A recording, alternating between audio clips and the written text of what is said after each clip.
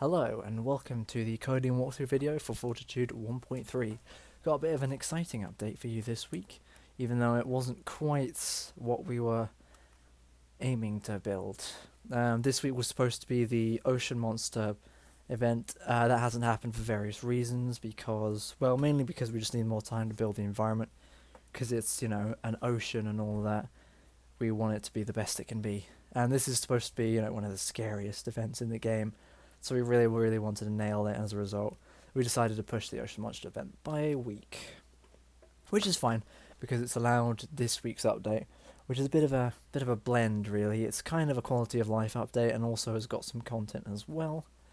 But you can read everything that's been added in the patch notes for this week, Fortitude 1.3, and I'm just going to go through, do a little walkthrough of the things that have been added, and then as usual go through the code.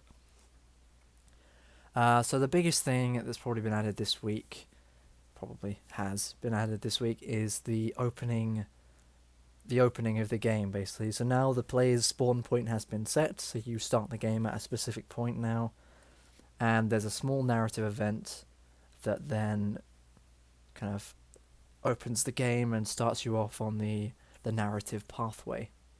It goes up to a certain point, and then after that point will be the Ocean Monster event, because that's the second of the narrative events in the game, but obviously that hasn't been implemented yet, so the current narrative in 1.3 only goes up to that point, where the Ocean Monster thing would take over. But anyway, let's not waste any more time, and I have just realised a little bit of an issue. Okay, hold on.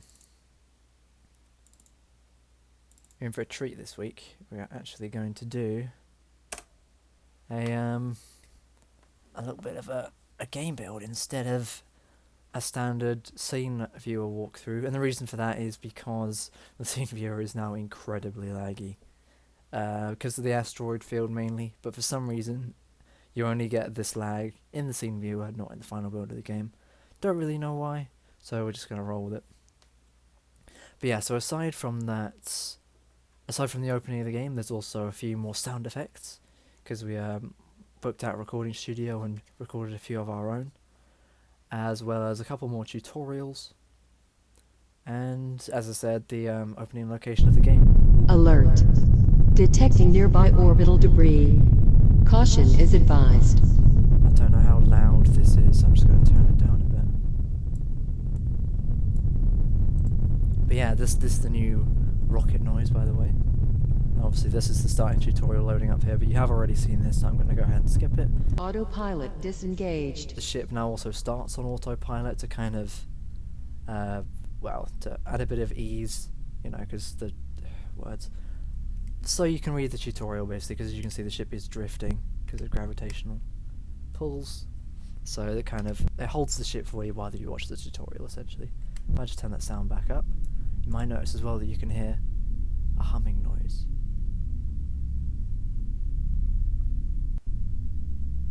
And that's the basically the ambient ship noise that's constantly playing while you play the game. That kind of makes everything a bit creepier, I feel. This is quite dark, so what we're going to do is just turn on the lights of the ship and navigate our way out of this asteroid field.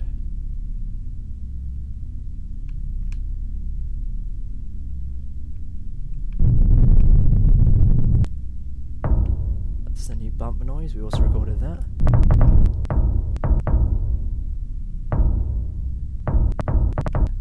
God. That needs a bit of tinkering. Never said I was the world's greatest pilot. Let's try and nudge through this bit. Oh, that's gone a bit wrong. Yeah, so as you can probably hear, we've got quite a few more sound effects in the game now, and there's the refueling tutorial coming up because we've hit 40% fuel. Come here, you. Thank you. And as well, if I get out of the ship,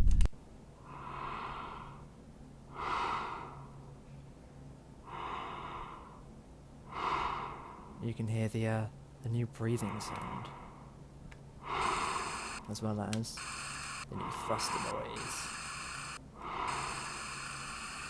Yeah, I've just noticed this is an older build. It is a bit buggy.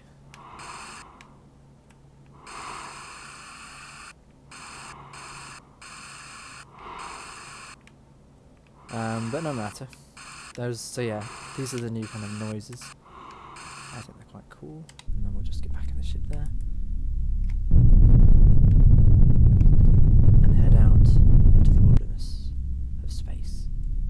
Well, actually, we're not quite in the wilderness of space yet, because if we zoom out into the map, as you can see, we're in quite a busy asteroid field. But we can just rocket right out of this. And exiting the asteroid field will then trigger the opening game event. That might be a bit buggy, because as I said, this is an older build, or appears to be. Alright, about to exit.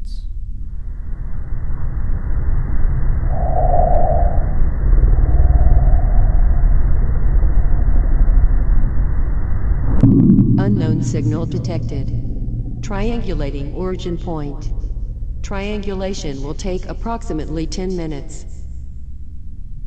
Yep, so as you've probably heard there, you got a spooky signal, and the ship attempts to triangulate it, giving you kind of a window of time before triangulation is then completed, and then, that wasn't me. While triangulation is in progress, recommending a nearby planetary moon for exploration.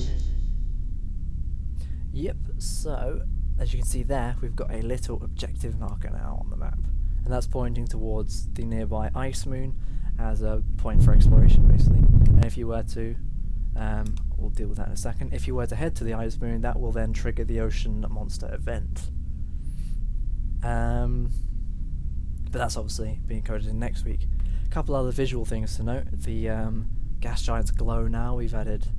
Crikey, stop coming up. We've added some lighting. Well, I've added some lighting to them to make them... Because gas giants glow in real life. So, that makes sense. And also they look so much cooler with actual lighting on them. And as you probably saw there, there's a couple more tutorials which I'm going to go through now. Using the, again, newly implemented tutorials menu. Bunch of tutorials that are viewable here. So obviously that's the refueling one from previous updates. Then this is one of the new ones, the landing tutorial, which fairly obviously tells you how to land. So here you've got how you approach the planet, and then the speed you ought to be going at as you land, like 1 to 2 meters per second as you touch down, things like that really. And then the ROSI system tutorial, which is basically a guide to all the landable areas of the system, is also a kind of an easier way of telling people that you can only land on certain worlds, because like Alcaloda's moon and things like that, you can't actually go and land on. Yeah, these are the explorable planetary bodies. In Fortitude, no other worlds are reachable. So you've got like guides to what the gas giants are like, and then little like clues as to what you might find down there as well. Obviously, some clues are more like... what's the word? They give more, some give more away than others, that's it. And then if we hit back and hit resume there. And yeah, that is pretty much what we've added. This week anyway. One more thing I will quickly show you is the brand new sound effect we've got for wind that we actually created. Because this rocket noise is actually from a royalty-free website, because we couldn't really replicate the kind of noise we wanted, so we decided to just go royalty-free. Whereas the breathing, this stuff is all done by us, and the new wind sound is also done by us. So what we'll do is we'll head up to Alcaloda, and I'll show it off.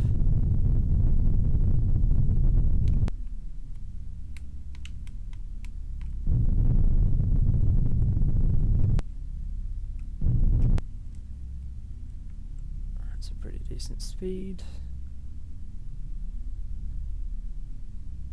Should point out that the timescale will not be able to go this high in the full game. It's just been unlocked for testing purposes.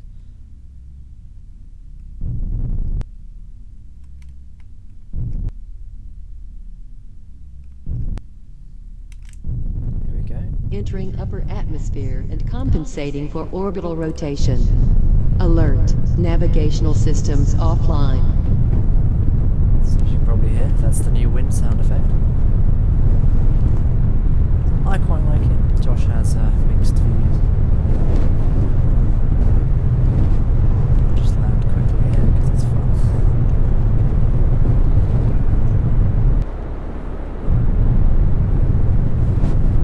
There's the rogue planet in the sky.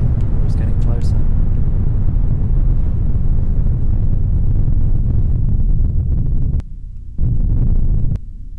And we will actually die as well, just so I can show you the new death sound effect that we also made.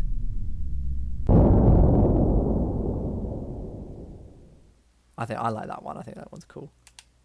Alert. Detecting nearby orbital. But yeah, let's head back into the game. But yeah, so that wind sound effect, if you're wondering, was done by kind of just ruffling the microphone. While we had one of the fans going in the studio, so it's kind of a mixture of two different things. I really like it. Josh doesn't. He thinks it sounds a bit synthetic, but then I was like, it is. I think you think that because you know it's synthetic, whereas obviously people who play the game won't. And the people we showed it to on the Friday just gone seemed to think it sounded like wind. So as far as I'm concerned, it works great. And yeah, so other than the rocket noises, all of those sound effects were created by us. The only reason we didn't read the rocket, as I said, is because we just couldn't get that sound we were looking for. And so we just decided to grab it off a royalty-free website. And I think it sounds good as a result. But what we will quickly do now is head into the code. I'm conscious that last week's walkthrough was 40 minutes long, so I'm trying to save time this week. And also, this week hasn't been as big of an update as last week, so yeah, it's been a lot of bug fixing and improvements mainly, so that's why there's only a few scripts to go through, because I'm not going to go through all the bug fixes, because it'll just take forever, and I can't remember half the things I've done. So many little changes. It's the problem with having a big game. So much to kind of keep in your head. Like just playing that build for you just 2 minutes ago there, I saw like half a dozen bugs that I need to fix as a result of just making this video. After this course, I have a newfound respect for QA testers, that's for sure. But anyway, so this script here, called pointer, is a new script that is attached to the triangular map, the blue triangle on the games map, that points to whatever objective you might have. Like in that demo there, it was pointing towards Esteban's moon. So this code I mostly borrowed off of the internet and kind of modified, because the internet is great for this sort of thing. And they happen to have exactly what I needed. And it's pretty simple. So, yeah. So in order to achieve this, we basically create a game object in here, attached to the ship in this instance. Yeah, it is. There it is. It's like I wasn't sure if it was attached to the ship, but yeah. Can't. Oh, there you go. You can see it. So yeah, this big kind of blue-coloured triangle thing is attached to the ship and parented to it. And then in the script, we set a public transform, which is the target, which is changed depending on the narrative event. Like at the beginning there, it's Esteban's moon. Later on, it'll be El Caloda, and so on and so forth.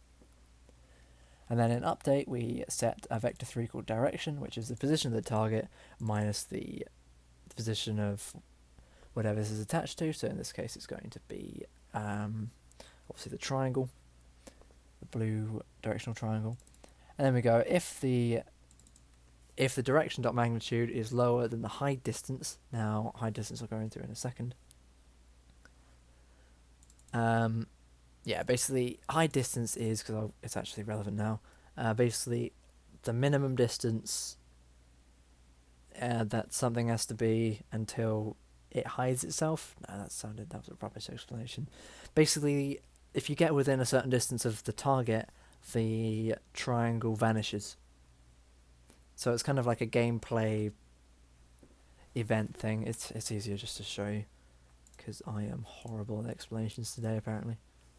I should point out as well that this triangle thing is in 2 different parts of the game. If I get out here,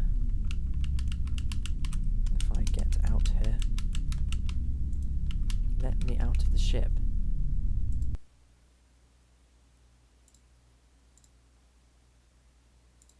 Why won't you let me out of the ship? What's the problem? Is it because... Oh, I know why. I love this game. I really do. I hate it. Hate it. Alert. Let me out. Detecting nearby orbital debris. Caution is advised. Okay, that's new. Autopilot disengaged. I can't get out of the ship. Why won't you let me out? What's up, game? What's the problem?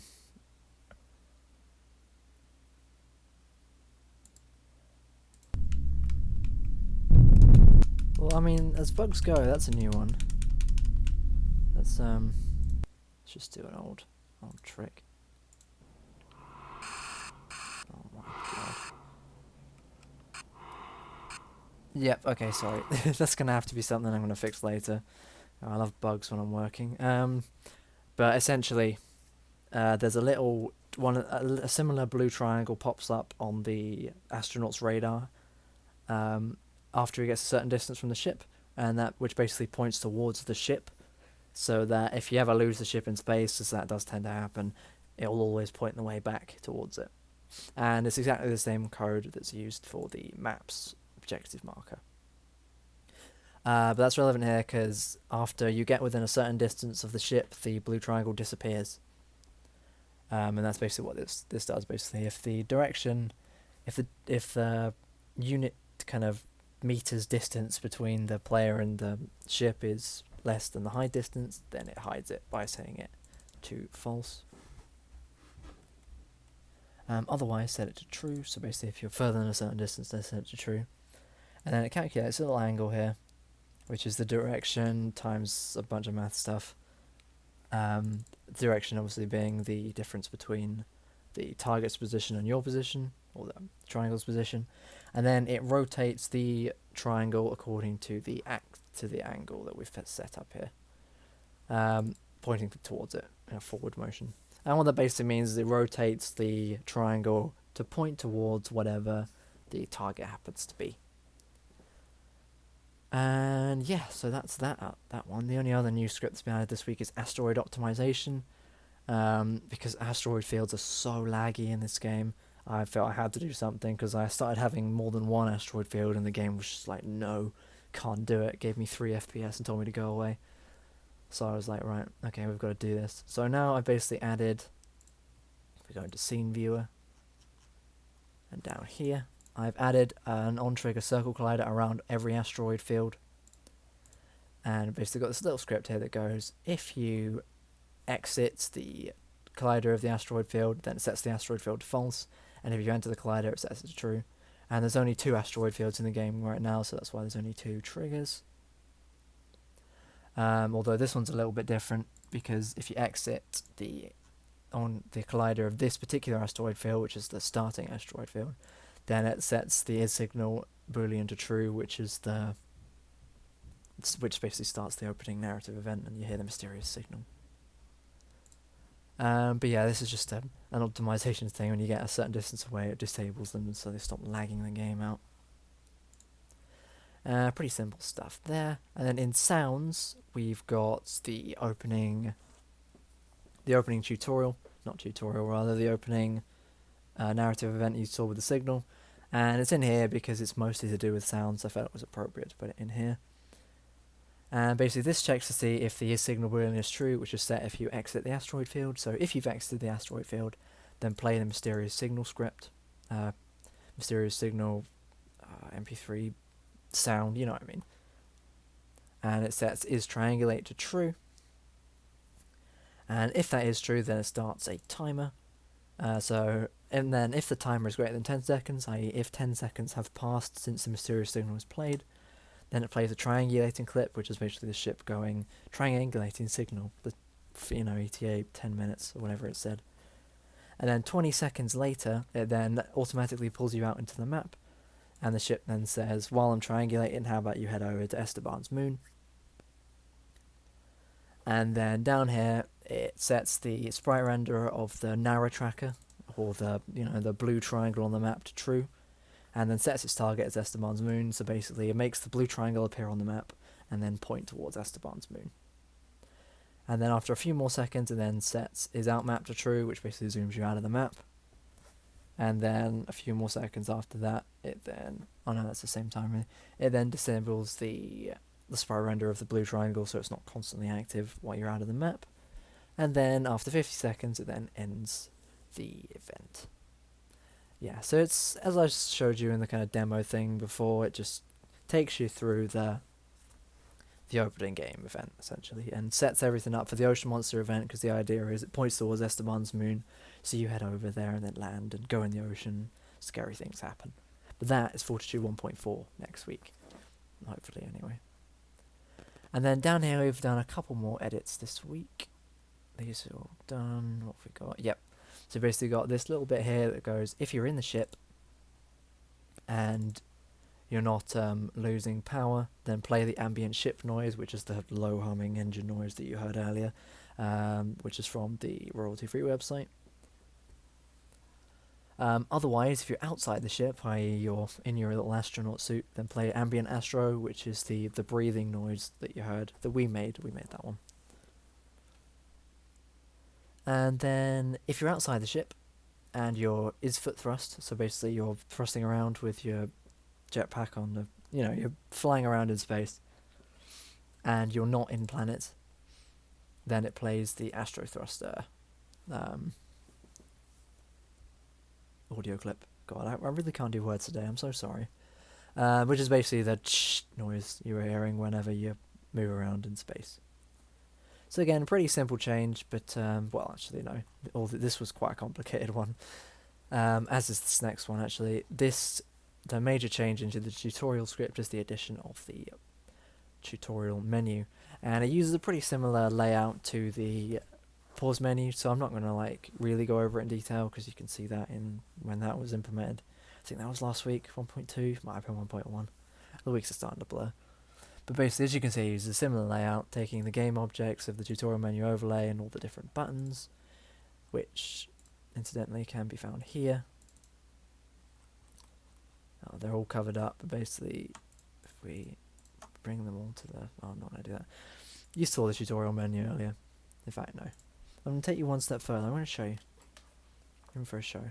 Alert. Yeah. Detecting nearby orbital This debris. menu I showed you earlier. Caution is advised. But yeah, so it adds them all as game objects, and then sets their colours here. That's for them turning to blue when you highlight them later on, and then completely disables them on startup, so that obviously the pause menu isn't just up when you begin the game. And then in the pause menu function here, we've got a new little function, which is the tutorials button, which is the tutorials button on the pause section. Basically sets its colour to blue whenever you highlighted it, and if you press the A key, the A button on the controller rather, when the tutorial button is highlighted, then it disables the pause menu and enables the tutorial menu. Obviously enables the sprite renders of all the various disables the sprite renders of all the pause menu bits, and enables the sprite renders of all the tutorial menu bits. And then we've got a little function here, which basically goes, this is the kind of thing this is the bit we've got to mimic scrolling. God, I really can't do words today.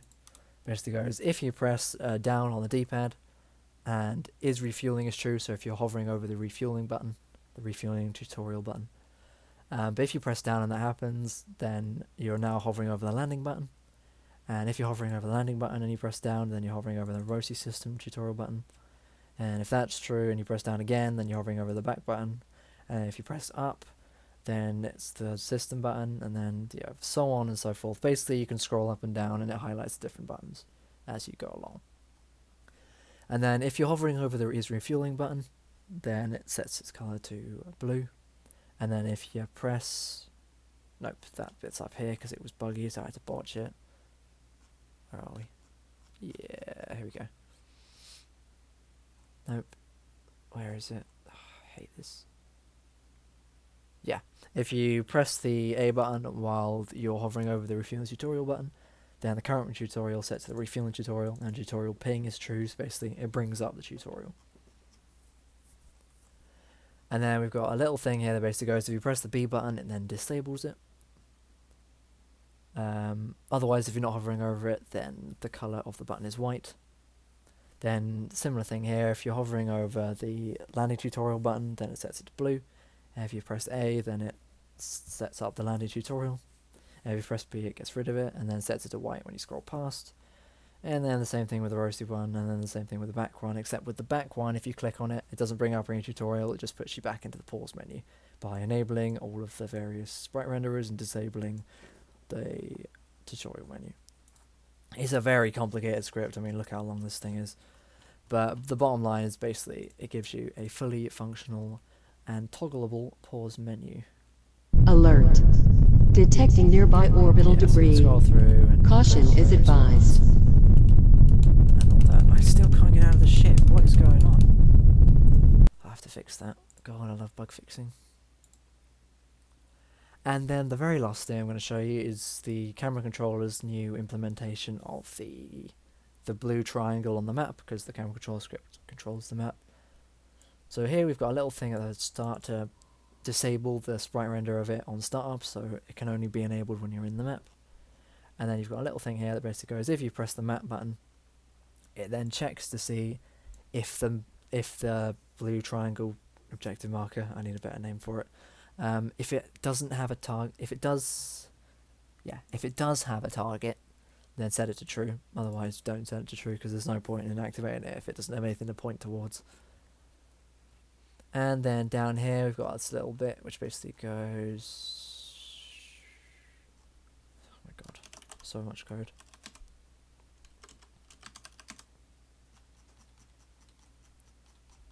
Yeah, a little bit here that goes, if you're disabling the map, then it sets it to false. And yeah, that's pretty much it. Sorry for the lengthy video again. I'm going to go back to bug fixing, because apparently the game's broken itself since I last played. Because, you know, we used to be able to get out of this ship. But yeah, I'll see you for Fortitude 1.4, where hopefully we'll have the Ocean Monster event, and that'll be something cool. So yeah, see you then.